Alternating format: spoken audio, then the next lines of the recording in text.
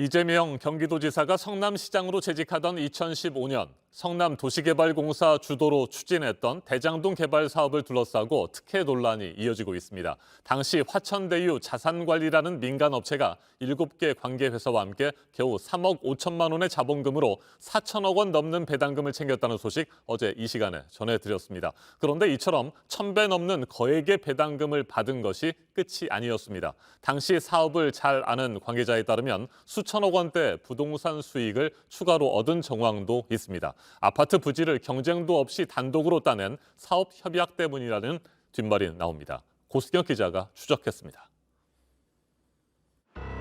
전직 언론인 김모 씨가 100% 지분을 가진 화천대유는 대장동 개발 사업에 민간업체로 참여한 뒤 지난 3년 동안 577억 원을 배당받았습니다. 김 씨는 또 투자자 6명을 더 모았는데 김 씨와 투자자들은 천화동인 1호부터 7호까지 회사를 세웁니다.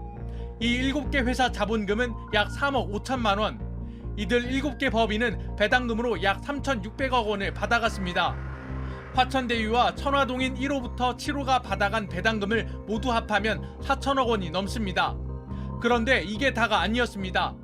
취재진은 알려지지 않았던 사업 협약을 확인했습니다. 이른바 남판교로 불리는 대장동 지구의 아파트 부지는 12개 구역으로 이뤄졌습니다.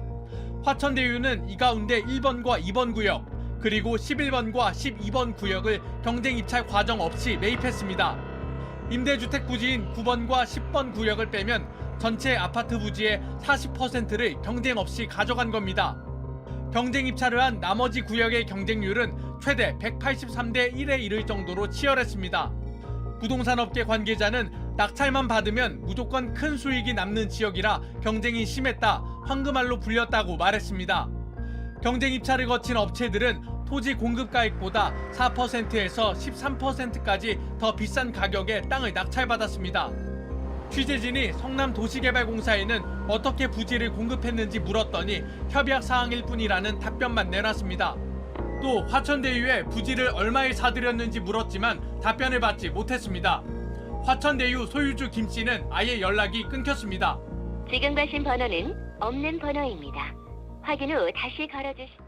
저희는 성남시 건설 내역을 들여다본 내부 관계자를 만났습니다. 이 관계자는 화천대유의 경우 입찰 과정 자체가 없었기 때문에 공급 가액과 큰 차이 없는 가격으로 땅을 매입했을 거라고 설명했습니다. 낙찰받는 것 자체가 몇천억 수익 관련된 거는 대주주가 따로 있는데 대주주 선택지가 않아서 결국 화천대유는 금싸라기 땅을 경쟁 없이 그것도 남들보다 싼 가격에 가져갈 수 있었습니다. 이러면서 화천대유가 얻은 이익은 정확히 산정조차 안 되는 상황입니다. 적어도 합의 표시가 적어도 약 900억 정도의 수익이 나가서 그런 추정을 하시고 있는데 7억 이상이 될 거라고 보고 있는데 배당금 이익 약 4천억 원 외에 최소 2천억 원 넘는 돈을 추가로 벌었을 가능성이 있는 겁니다. 이재명 경기도지사는 5천억 원이 넘는 수익이 성남시에 돌아간 모범 사업이라고 말했습니다. 하지만 특정 민간 기업이 이례적인 수익을 얻어간 데 대해선 알 수 없는 일이라고 말했습니다. 과연 이것이 개발이익이 환수가 된 거냐? 한 3억 5천을 가진 민간 사업자가 돈을 가져가는 게 그게 과연 개발이익이 환수가 된 거냐?